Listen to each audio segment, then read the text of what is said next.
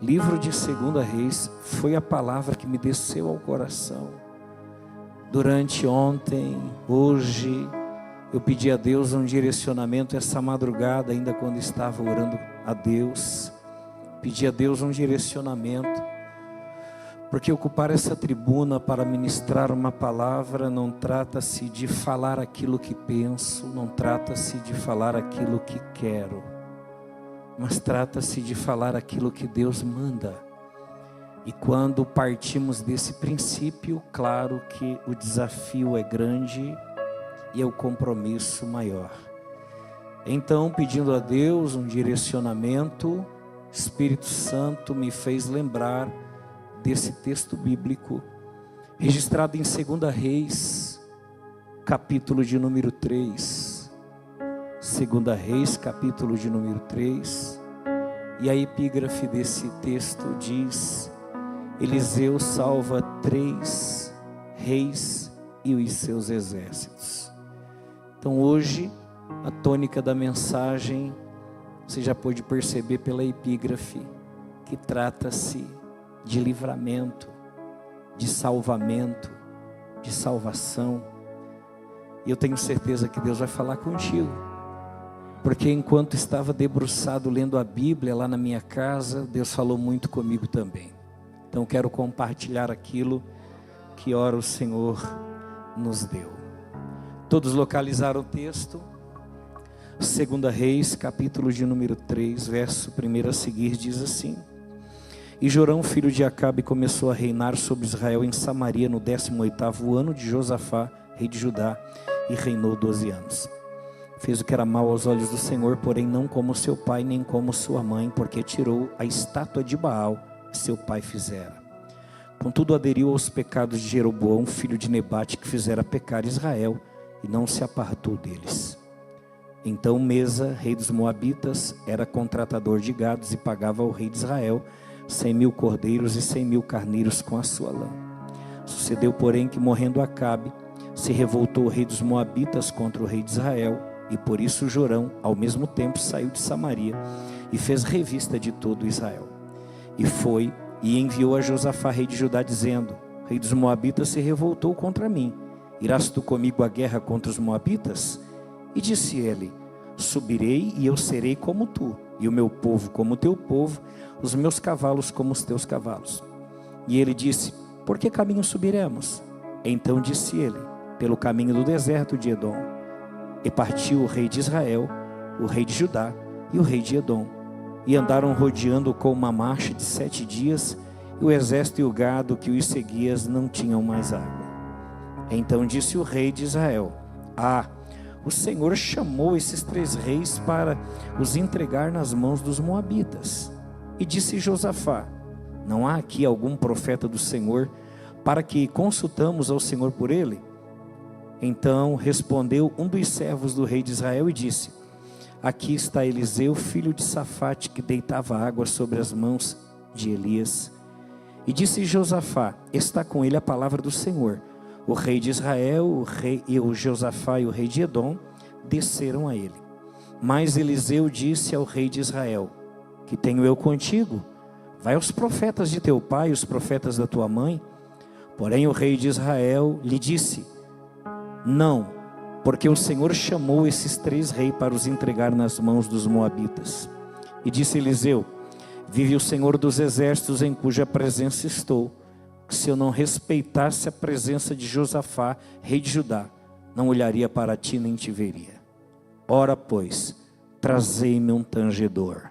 Repito, ora, pois, trazei-me um tangedor. E sucedeu que, tangendo o tangedor, veio sobre ele a mão do Senhor, e disse: Assim diz o Senhor: Fazei neste vale muitas covas.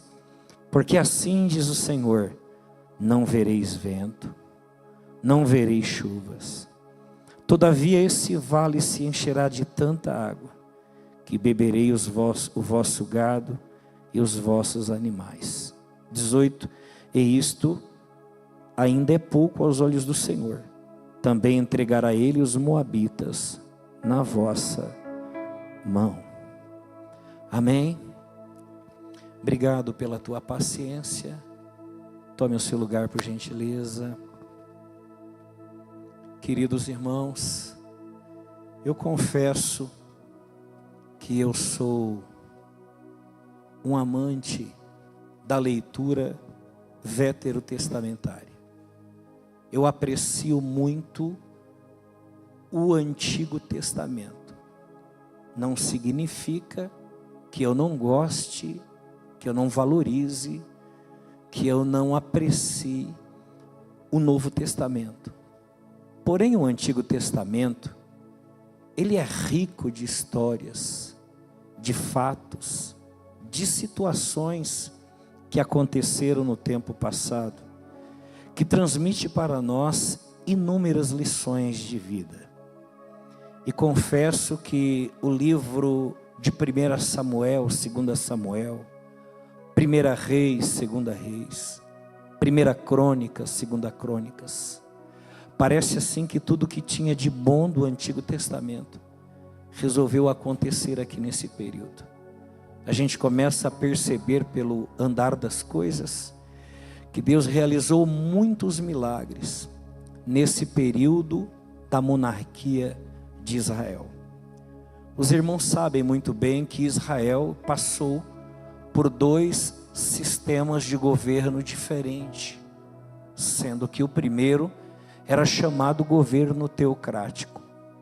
Governo teocrático era aquele governo em que os juízes governaram a nação, lideraram o povo. Governo teocrático era o próprio governo de Deus, porque teocrático, o nome já diz, teo Deus, cracia governo, o governo de Deus. E nesse governo de Deus, no período dos juízes, Deus levantava quem Ele queria, sem pedir opinião para ninguém, sem ter que dar satisfação para ninguém. Ele simplesmente escolhia e levantava como Ele achava melhor. Por vezes homens, algumas vezes mulheres, mas Ele levantava. Até que chegou o tempo em que o povo pediu, já no final do ministério de Samuel, essa mudança, essa transição de governo. O povo já não queria ser mais governado por juízes. Claro que a reclamação e a queixa do povo não era sobre Samuel, até porque você vai ler a biografia de Samuel e você vai perceber que a Bíblia vai dizer que nenhuma sequer das suas palavras caíram por terra, mas tudo aquilo que ele profetizou, tudo aquilo que ele entregou, proferiu, cumpriu-se na íntegra. Samuel tinha uma conduta irrepreensível e deixa um legado impecável. Não se achava nada na história e a biografia de Samuel que pudesse de alguma forma manchar a sua conduta. Pelo contrário, a sua postura sempre foi muito respeitada. Porém, os seus filhos não andaram nos caminhos do Senhor assim como Samuel. Os filhos de Samuel resolveram tomar um caminho diferente e o seu comportamento e postura acabou resultando naquele pedido do povo. Samuel triste, procura Deus e agora começa a falar com Deus, desabafar com Deus o que ele estava sentindo. E Deus, para consolar o coração de Samuel, diz: fica tranquilo, essa rejeição não é com relação à tua pessoa, até porque eles não estão te rejeitando. Para falar bem a verdade, Samuel, eles estão rejeitando a mim. Mas tudo bem, vamos atender o pedido deles. Vamos mudar o sistema de governo. Vamos passar de teocracia para monarquia. Mas eu vou te dar aqui todos os detalhes de quais serão os compromissos com o rei e com a sua família. Quais serão os tributos que a nação terá que pagar daqui para frente. A responsabilidade que terão com a monarquia e o seu governo. E você passa para o povo. Se o povo dizer amém, a mudança está feita. E eu vou me preocupar agora de chamar, de buscar, de escolher um rei. E assim aconteceu. Samuel passa tudo aquilo que Deus tinha falado para ele ao povo. O povo diz amém, diz que estava disposto a se sujeitar àquela nova transição, aquele sistema de governo, monarquia que estava chegando. E Deus vai levantar então Saul. Claro que eu não vou aqui tomar tempo para tecer comentários a respeito de Saul, mas diferente daquilo que muitos pregadores falam, que por algumas vezes eu já ouvi, alguns pregadores equivocados, fazendo uma comparação entre Davi e entre Saul. E vi algumas vezes pregadores dizer que Saul representa o não escolhido, ou o escolhido pelo homem, enquanto que Davi representava o escolhido por Deus. Eu só quero aqui clarear algo e dizer para você que tanto Saul como Davi, ambos eram escolhidos por Deus. O que Deus não havia escolhido foi a mudança de governo, mas a hora que o povo aceitou toda a responsabilidade que viria pela frente, Deus então se preocupou em conduzir Samuel até a pessoa de Saul, e assim começa o sistema monárquico. O sistema monárquico começa com a unificação das 12 tribos. Era o reino de Israel composto por 12 tribos. E assim permaneceu no período de Saul, permaneceu no período de Davi, permaneceu no período de Salomão. Mas quando chegou nos dias do filho de Salomão, infelizmente, por não querer dar ouvidos a pessoas experientes e com maturidade, ele acabou causando uma ruptura.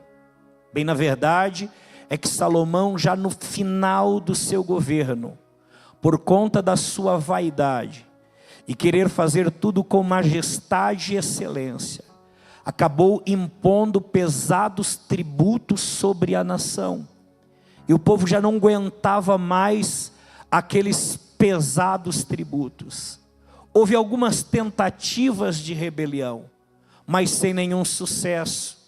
E as pessoas que tentaram movimentar esta rebelião tiveram que fugir, a exemplo Jeroboão.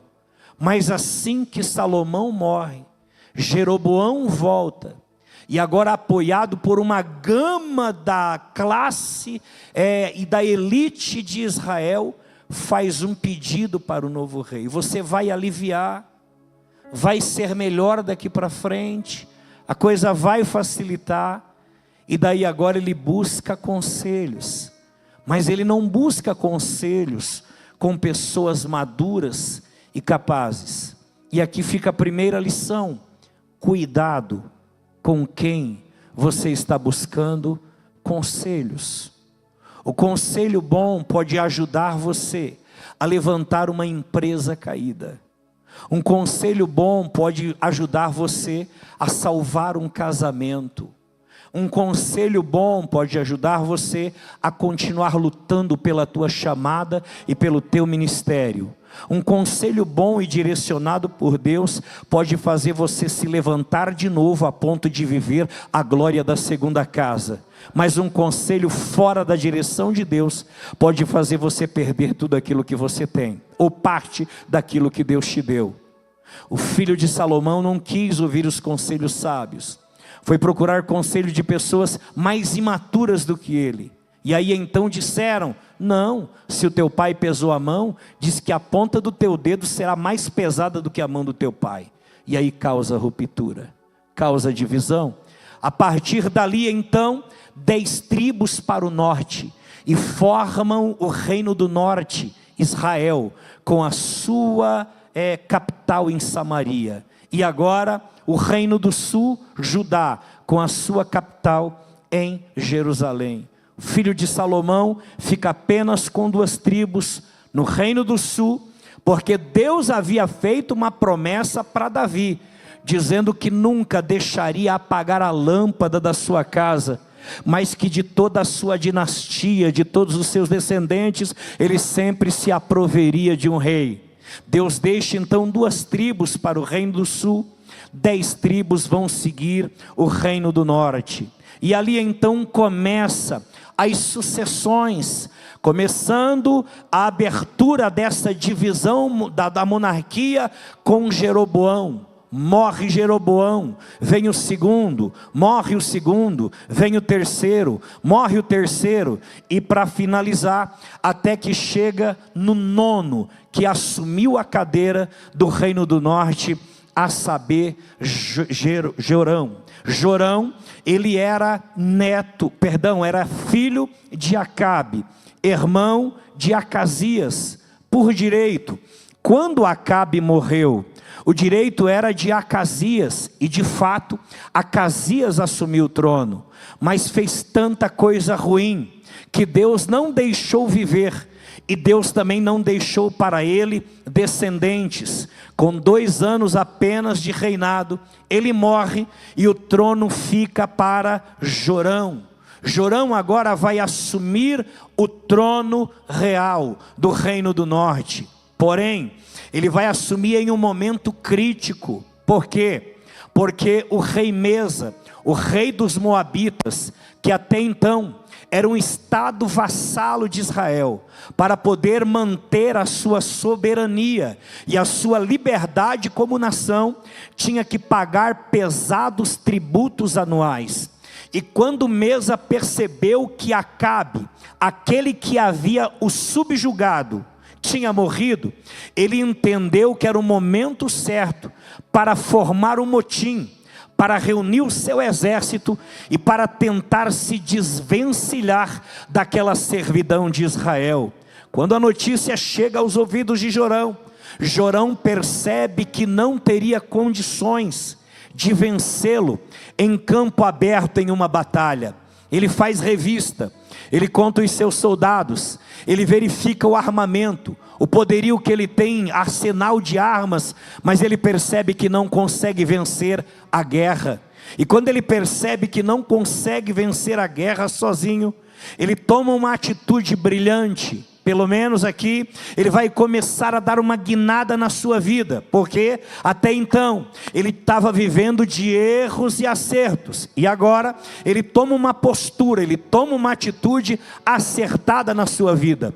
Quando ele veja que não vai conseguir vencer a guerra sozinho, ele vai procurar ajuda, ele vai em busca de uma aliança. E aqui eu abro um parêntese para fazer uma aplicação nessa noite para você. Existirá guerras que você vencerá sozinho. Existirá guerras que você vai para o quarto, você vai orar, você vai clamar, Deus vai te dar vitória, Deus vai abrir a porta, Deus vai curar, Deus vai responder, Deus vai prosperar, Deus vai agir, Deus vai operar. Vai ter guerra que vai ser você e Deus, mas haverá batalhas na nossa vida que não será possível nós vencermos sozinho. E nesta hora, irmãos, não é feio, não é errado eu procurar a ajuda de alguém, eu procurar o apoio da dirigente do círculo de oração, eu procurar o apoio do pastor presidente, eu procurar o apoio da liderança da juventude, eu procurar apoio daquele irmão idôneo na fé que temos em todas as igrejas espalhados pelo nosso Brasil. Não é errado eu procurar ajuda daquele irmão que ora, daquele irmão que tem intimidade, daquele irmão que tem particular e secreto com Deus. Foi justamente isso que Jorão fez. Eu não consigo vencer sozinha, essa guerra é mais grande do que eu, essa guerra é maior do que a minha fé, essa guerra é maior do que a minha capacidade. Mas espera aí, tem um rei lá no reino do sul, o nome dele é Josafá, filho do falecido rei Asa. Ele é temente, ele é crente, ele anda com Deus, ele teme a Deus, ele serve a Deus, ele tem particular com Deus. Eu vou fazer aliança com ele, eu vou pedir ajuda para ele. Então aqui vai o conselho de Deus para a tua vida. Vai buscar ajuda? Busque ajuda de pessoas mais crentes do que você, mais temente do que você, mais experiente do que você, que tenha mais intimidade com Deus do que você. Foi isso que Jorão fez. Eu quero ajuda, mas esta ajuda precisa vir de alguém mais crente do que eu. Tem um adágio popular que diz assim: me digas com quem tu andas, que eu lhe direi quem você é. Então a companhia define, a parceria define, ela define. E o rei Jorão, pela primeira vez, ele teve um estalo de realidade, e vai convidar Josafá. E eu gosto de Josafá, porque Josafá entendeu ainda que eles faziam partes da mesma nação, mas agora dividida. Josafá não levou isso para o coração. Ele poderia ter dito: não, Jorão, te vira lá, deixa eu aqui no meu cantinho, deixa eu aqui cuidando do meu povo, deixa eu aqui cuidando do meu rebanho, deixa eu aqui apacentando as minhas ovelhas, deixa eu aqui cuidando da minha nação. Eu já tenho muito problema para resolver aqui, não tenho tempo para ir lá te ajudar. Mas olha a disponibilidade de Josafá. Josafá vai dizer assim: ei, conta comigo, a partir de agora é nós, estamos juntos, bora. O meu povo será como o teu, os meus guerreiros serão como os teus, os cavalos dos meus guerreiros serão como os teus cavalos, eu serei como você. Nós somos irmãos, a tua causa é minha, a tua dor é minha, a tua guerra é minha, a tua batalha é minha, conta comigo. Ao longo da jornada da fé, tu vai encontrar muitas pessoas boas que levam isso muito a sério. Josafá disse: eu vou, conta comigo, agora é parceria, agora é nós. Por caminho que nós vamos, qual é a estrada, qual é o trajeto? E aí Jorão, filho de Acabe, vai dizer: o único caminho que nos resta para tentar encontrar o exército do rei Mesa e sair em campo de batalha é pelo caminho do deserto, e do deserto de Edom. Aproveitamos que vamos passar por Edom, conversamos com o rei de lá também, fizemos mais uma parceria, formamos uma coalização de 3 reinos, unificamos a nossa força e saímos para o campo de batalha. Foram até Edom, convenceram o rei, pegaram o deserto e saíram numa marcha. Só que o problema é que eles tomaram um caminho que Deus não mandou, pegaram uma direção sem falar com Deus. E eu corro um risco muito grande de quebrar a cara, de ver as coisas darem errado, quando eu pego um caminho que não foi o que Deus mandou eu pegar, que eu tomo uma direção que não foi aquela que Deus mandou eu tomar. Eles simplesmente escolheram o caminho do deserto, mas não perguntaram para Deus, não consultaram a Deus, não pediram a direção de Deus. E semelhante a esses reis, eu percebo que na nossa atualidade existe muitos crentes com a síndrome de Jorão, estão tomando caminhos que Deus não mandou tomar, estão tomando direção que não foi Deus que escolheu. Se você está na direção de Deus, levanta a cabeça, vai com coragem, porque Ele vai estar contigo. Se tu está na direção do Senhor, pode ter certeza de uma coisa: pode ser você e Deus que já forma a maioria, a vitória é tua, a vitória é certa, em nome do Senhor. Agora não adianta ter um mundo de soldados ao teu redor e tentar lutar uma guerra fora da direção de Deus. E a pergunta que não quer calar nesta noite é essa: como você começou 2026? Você começou no caminho certo, na direção certa, no rumo certo, no caminho que Deus quer que você trilhe, na direção que Deus quer que você ande? Se você está na direção certa, ok, joia, vai dar certo. 2026 vai ser grande, vai ser grandão, vai ser tremendo, vai ser extraordinário, vai ser glorioso, vai ser profético. Agora, se você tomar um caminho que não é o que Deus mandou, te prepara, porque logo ali na frente a crise aparece. Eles andaram uma marcha de 7 dias em círculo, ou seja, não saíam do lugar. E o primeiro perigo de andar sem direção ou fora da direção de Deus é essa: é eu não conseguir chegar onde eu preciso, é eu não conseguir sair do lugar. Agora eu quero que enquanto eu prego, você faça uma breve reflexão Como é que está a tua vida? Você está conseguindo sair do lugar?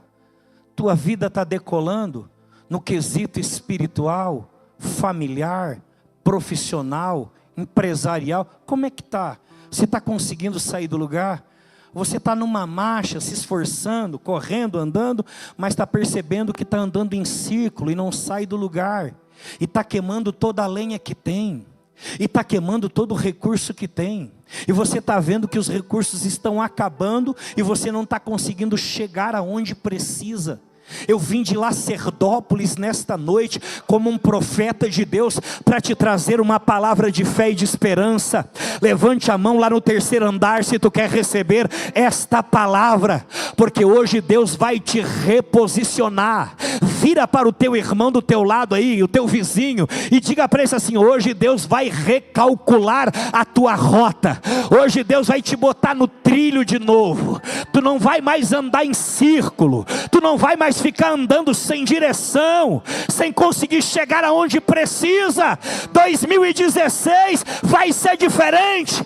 Deus vai estourar a bolha, Deus vai te tirar deste círculo e vai reposicionar a tua vida na direção dele. Levante a tua mão e adore nessa noite.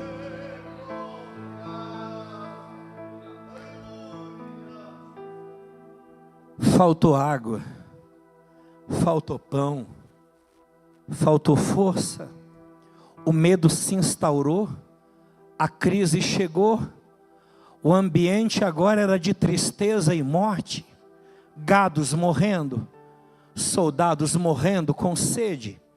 E aí então, Jorão, ao invés de assumir a culpa, porque vivemos em um tempo, em uma geração que prefere mais terceirizar a culpa do que assumi-la. Jorão, ele entrou por esse caminho: eu vou terceirizar a culpa, vou achar um culpado, vou responsabilizar alguém. Aí ele começa a dizer: olha, Deus trouxe esses 3 reis e os seus exércitos para morrer aqui, para entregar nas mãos do inimigo. Então aqui nós temos um grupo que prefere terceirizar a culpa, jogar a responsabilidade em outro dos erros que cometeu. Mas olha a postura de Josafá. Enquanto Jorão estava dizendo: a culpa é de Deus, Deus é o culpado, estava querendo jogar a responsabilidade na conta de Deus, como se Deus fosse o culpado de ele ter saído sem direção, sem a voz de Deus, sem a vontade de Deus. Aí Josafá se posiciona: não, mas espera aí, está dizendo que a culpa é de Deus, né? Mas eu sou crente, rapaz, eu estou acostumado a orar, eu estou acostumado a ir para a madrugada, eu estou acostumado a falar com Deus e ouvir a voz dele me direcionando. Então antes de nós jogar a culpa nele e responsabilizá-lo por tudo isso, tem algum profeta por aqui que a gente possa consultar a palavra do Senhor? Tem algum profeta por aqui? Mas irmãos, olha só, eles saíram sem direção e entraram no deserto. Rei Jorão saiu sem direção, entrou no deserto.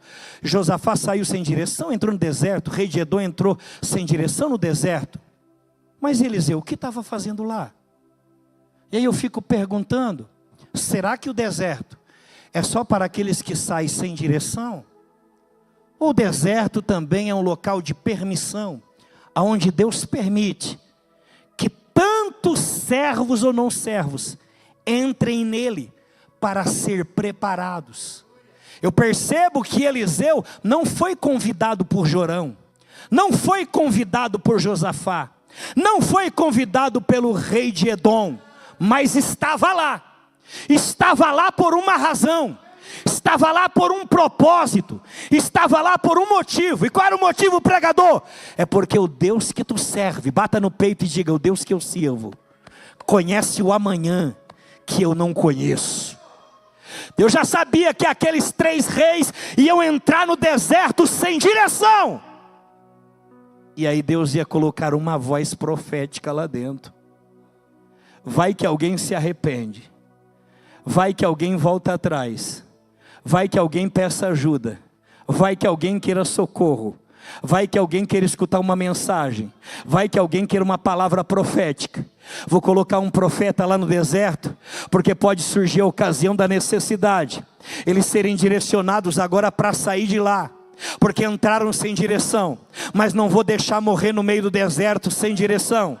Eu vou colocar uma voz lá dentro do deserto, para direcioná-los novamente à direção certa. Deus me trouxe aqui para te dizer, tu pode até ter entrado no deserto sem direção, mas hoje a voz de Deus está ecoando na tua vida e está te dizendo, a partir de agora, eu estou te dando uma nova direção, eu estou traçando um novo trajeto, eu estou criando um novo caminho, eu estou preparando uma nova estrada. E aí, irmãos,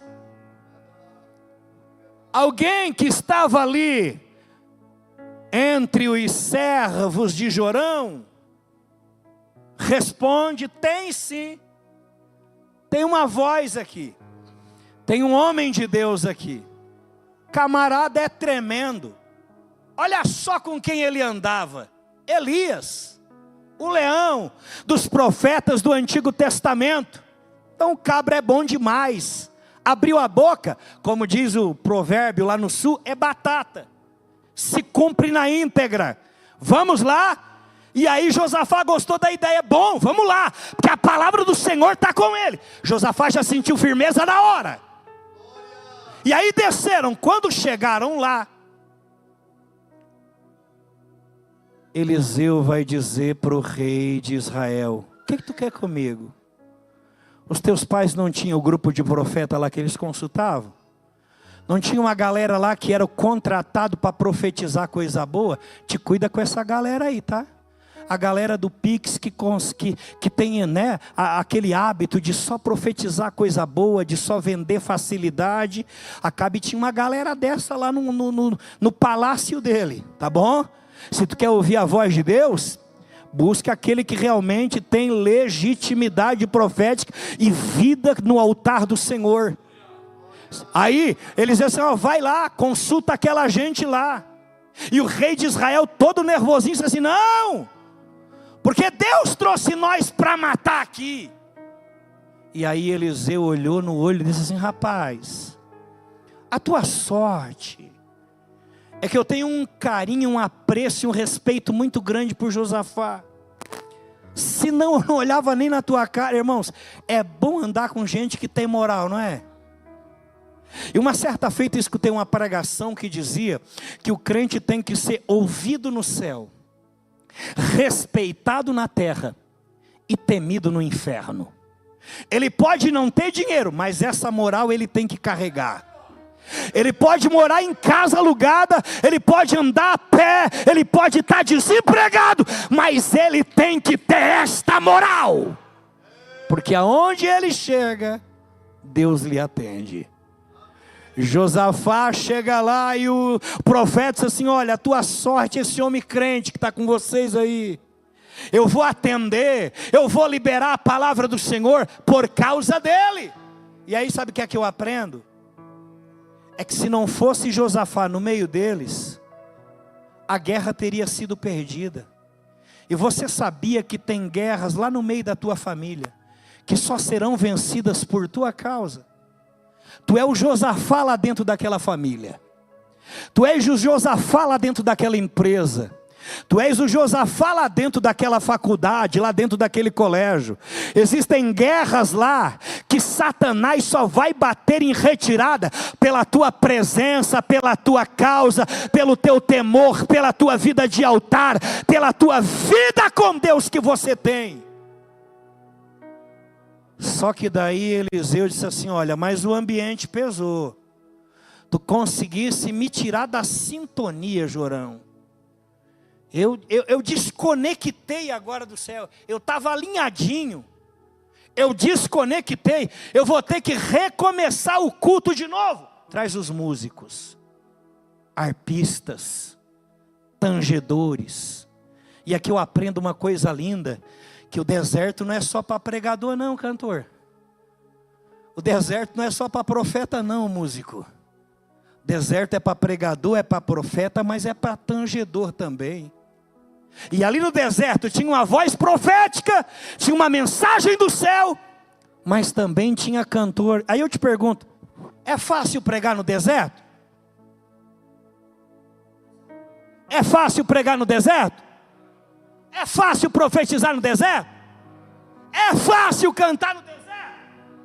Mas tem uma galera que está lá, profetizando, pregando, cantando, entregando, adorando. Estou no deserto, mas estou tocando. Estou no deserto, mas estou cantando. Estou no deserto, mas estou adorando. Estou no deserto, mas estou profetizando. Estou no deserto, mas estou atendendo a agenda. Estou no deserto, mas estou liderando o trabalho. Estou no deserto, mas estou servindo a igreja. O deserto não pode me tirar do propósito que Deus tem na minha vida. E aí Eliseu disse assim: traz o tangedor. E o tangedor chega, irmãos. Eu não sei o porquê que aquele tangedor estava ali também, mas estava no deserto. Mas não tem assim aquele músico que quando toca o céu se abre. Não tem aquele músico assim que quando toca o pregador chora, o profeta chora, o pastor chora, a igreja chora, o crente chora, a igreja sente.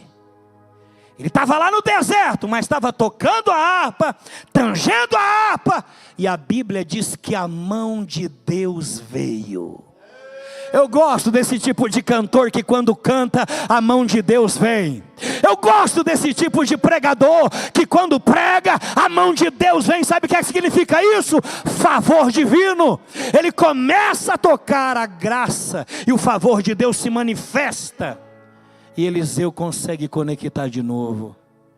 Ele respira fundo, pastores. Diz assim: agora sim, agora cheio veio de novo. Agora acertei a vertente mais uma vez. E lá vai a palavra: assim diz o Senhor, fazei neste vale muitas covas. Duas coisas eu quero destacar aqui antes de encerrar minha participação. Primeiro, adiantaria alguma coisa abrir poço, cisterna, cova em um deserto onde não existia lençol freático? Resolveria alguma coisa? Não, mas Deus estava mandando. Outra coisa, como cavar se eles não saíram para o deserto com ferramenta para trabalhar? Saíram com armamento de guerra. Agora, eles vão ter que cavar em um lugar que não dá água e ter que cavar com aquilo que tem. Vão ter que se virar com aquilo que tem.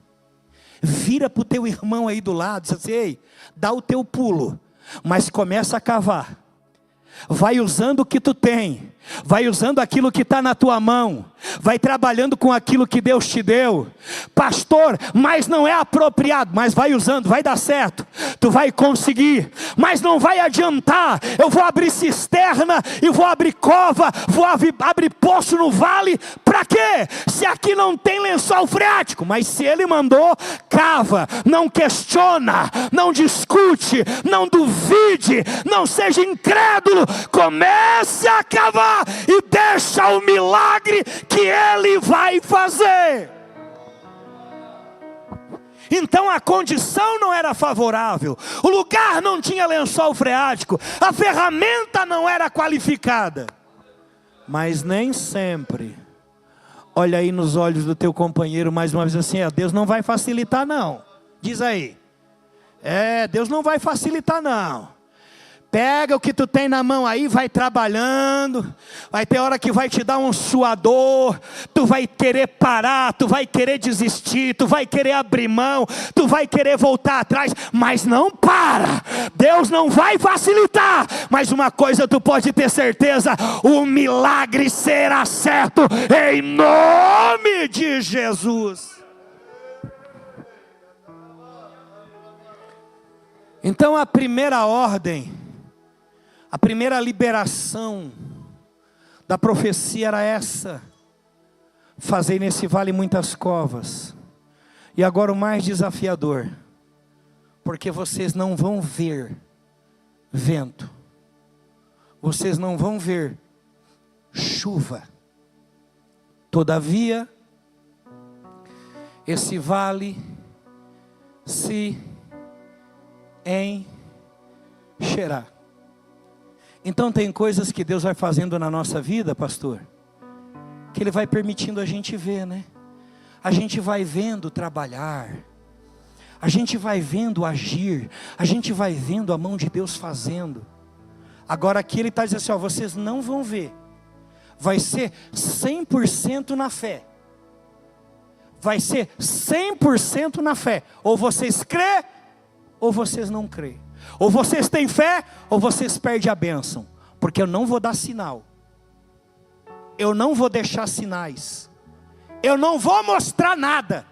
Não vai ter fenômeno nem natural e nem sobrenatural. Não vai ter recurso humano e nem da natureza. Mas o milagre vai acontecer.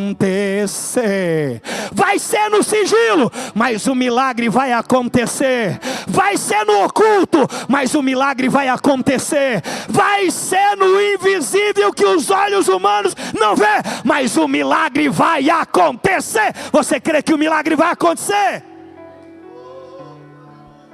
Não vai ter sinal, mas o vale vai se encher. E daí eles, pegaram o que tinha na mão, lança, escudo, flecha, espada, coraça, capacete, e dele cavar, com todo aquele aparato ali que não fazia sentido, que não era para coisa, mas estava usando. Era o improviso de Deus naquela hora. Porque tem milagre, irmãos, que Deus se utiliza de ferramenta que faz sentido. Agora tem milagre que é no improviso. E o nosso Deus é o rei do improviso. Ele usa uma queixada, né, para derrubar muitos soldados. Ele usa uma pedra para derrubar gigante. Ele usa um manto de um profeta para abrir o Jordão. Enfim, ele é o rei do improviso. Estava lá o povo improvisando, trabalhando com o que tinha e cavando. Quando terminaram, foram descansar. Outro dia pela manhã bem cedo, se acordaram, ofereceram um sacrifício ao Senhor. E aí então as águas começaram a vir. Segundo Flávio Joséfo, um dos maiores historiadores do tempo antigo, e um dos mais respeitados, ele alega que nessa época, lá na Idumeia, deu enchente, transbordou as barragens não suportaram o volume de água que desceu, estourou as cabeceiras, e começaram a abrir braços de rio para tudo quanto é lado, e um daqueles braços, Deus vai lá, pega e começa a desenhar a rota. Vem cá, porque tem um vale aqui que eu preciso encher. Eu disse que o milagre não viria da chuva, eu disse que a vitória não viria do vento, mas eu sei como trabalho. E aqui eu aprendo uma lição. Para mim, irmãos, o milagre não importa de onde vem, desde que ele chega. Tem muita gente preocupada, como tu vai fazer, da onde vai vir, como tu vai trabalhar. Deixa isso de lado, deixa ele fazer do jeito dele, até porque ele não precisa e nem vai te dar explicação de tudo que vai fazer. Agora uma coisa ele te garante: eu vou fazer acontecer, porque eu sou Deus que prometo e cumpro com a minha palavra. No outro dia, de manhã cedo, aquelas águas começaram a entrar naquele vale e transbordaram o vale se encheu. Quando os homens viram a água, aqueles homens sedentos que estavam prestes a morrer, se coloca de pé agora. E me perdoe pelos 6 minutos de acréscimo, fico devendo para a próxima, daí eu pego 6 minutos a menos. Olha aqui para mim, olha aqui para mim. Quando aquelas águas chegaram, aqueles homens que estavam morrendo de sede, os animais que estavam gemendo de sede, o clamor era um só: a água chegou, O milagre chegou. A gente já estava quase morrendo, mas a água chegou. Nós estávamos já no fim da linha, mas a água chegou.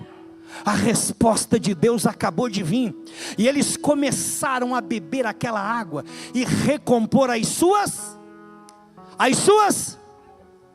Só que o exército do inimigo, da onde estavam acampados, começaram a olhar e viram uma movimentação estranha no vale. Resolveram se preparar e vir ao encontro de Israel. Quando chegaram próximo, o sol que estava nascendo começa a refletir na água e dá um tom de vermelho. Nosso Deus, irmão, há uma música aí que diz que ele é o maior pintor do mundo, e é verdade. Ele dá um tom de vermelho na água, só que era só o reflexo do sol. A água era cristalina, era potável, e os homens tomando e recompondo a sua força. Só que o inimigo olhava, é sangue. E aí um olhou para o outro assim, já sei. Se mataram tudo, se dividiram, criaram uma contenda entre eles, brigaram entre eles, se mataram, e o sangue foi tanto que manchou as águas lá daquele vale que está transbordando. Aos olhos do inimigo, eles tinham humor, mas o que estava acontecendo de fato é que eles estavam recuperando as suas. Então, independente de como o inimigo está te vendo, isso não define aquilo que Deus está fazendo. Porque aos olhos do inimigo ele está olhando de longe e está dizendo, ele está morto, ela está morta, está quase morta, está quase morto, conseguiu matar. Mas enquanto ele pensa que você está morrendo, Deus está fazendo você recompor as suas forças. Posso orar por ti? Quer sair do teu lugar e vir aqui à frente? Vem que eu te espero, 1 minuto. Esse ano será um ano de surpresa. Tem gente te olhando de longe. Olha aqui o recado, olha aqui a profecia, olha aqui, ó. Tem gente te olhando de longe, te assistindo. Diz assim, ó, morreu financeiramente, morreu espiritualmente, morreu a família, morreu os sonhos, morreu as promessas. Mas Deus me trouxe aqui para te dizer, não. Ainda que o inimigo pense que está tudo perdido, tudo acabado, que a tua vida está se terminando, que você está por um fio, nessa noite eu estou te reposicionando, eu estou abastecendo as tuas forças, eu estou retomando novamente a tua vida em minhas mãos, eu estou te colocando de pé mais uma vez. O teu inimigo está vindo aí numa marcha, achando que você está morto, mas ele vai tomar um susto tremendo, ele vai ter uma surpresa muito grande, porque em vez de achar alguém morto, caído, jogado no chão, ele vai achar alguém forte, de pé, com a espada na mão e pronto para lutar. Quando chegaram lá, e aqui eu termino, eles se depararam com Israel armado e tentaram escapar, só que era tarde demais. O adversário veio com tudo, achando que era o fim do povo, mas na verdade era uma reviravolta que Deus estava preparando para aquele momento. Estás pronto para viver a reviravolta de Deus? Estás pronto para viver o extraordinário de Deus em 2026? O inimigo já estava dizendo que tu tinha morrido. O inimigo já estava dizendo que aquele negócio, aquele sonho, aquele projeto lá estava morto. Mas não, Deus me trouxe aqui para te dizer, vai ter reviravolta esse ano de 2026, te prepara. Eu não esqueci de nada daquilo que eu te prometi. Eu não esqueci de nada daquilo que falei contigo. Eu não esqueci de nada das promessas que eu fiz na tua vida. Todas elas continuam de pé. Eu cumprirei uma após a outra, diz o Senhor. Vou orar por ti. Senhor nosso Deus e nosso Pai que está no céu, em nome do teu Filho amado Jesus Cristo, nosso Senhor, aqui está a tua igreja e aqui eu estou debaixo desta palavra. Preguei ela porque tu me mandou, preguei ela porque tu me deu. E nessa noite, Pai, eu acredito que tem mudança, tem reviravolta. O inimigo pensou que estava tudo perdido, mas não, é um recomeço. É um recomeço de uma história que vai voltar a dar certo.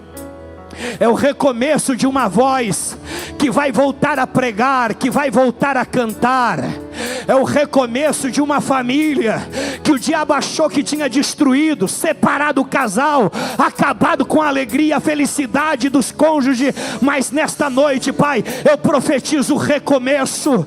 É o recomeço, Senhor, de uma vida financeira que sofreu os desgastes em 2025. É o recomeço, Senhor, de uma empresa que estava à beira da falência, mas que hoje o vale vai se encher, que hoje a história vai mudar, que hoje tu vai recalcular a rota, que hoje o Senhor mudará a história, em nome de Jesus. Eu quero declarar na vida dos teus filhos, nesta noite, a bênção de Deus, o recomeço de Deus, a vitória de Deus, o milagre de Deus. Toma posse da tua vitória, levante a mão ao alto, glorifique ao Senhor, fecha a tua mão, pegue esta bênção, porque a vitória é tua, em nome de Jesus.